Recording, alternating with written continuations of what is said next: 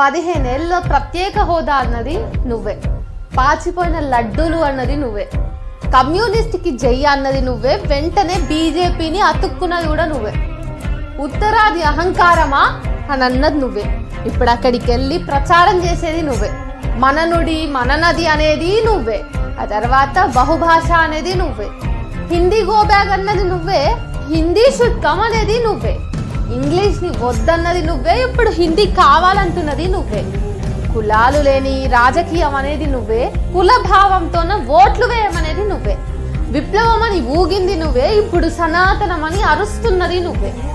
ఇలా ఒకటా రెండా ఎన్ని చెప్పమంటావు? నీ మాటలు ఇష్టానుసారం, నీ చేతలు ఇష్టానుసారం. నీ స్వార్థం కోసమో పెన్ డ్రైవ్ కోసమో నువ్వు లొంగిపోయావు. మన రాష్ట్రానికి అనుకున్నా, ఇప్పుడు ఇతర రాష్ట్రాలకి ప్రమాదకారిగా మారావు. నీ వల్ల ఈ రాష్ట్రం ఎంతో నష్టపోతుంది. ఒక తరం నీ వల్ల నాశనం అయిపోతుంది.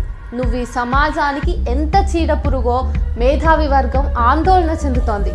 నీదొక సిద్ధాంతం లేని రాద్ధాంతం, ఏదారో తెలియని ప్రయాణం నీది. నీతో పాటు ఒక తరాన్ని నాశనం చేస్తున్నావు.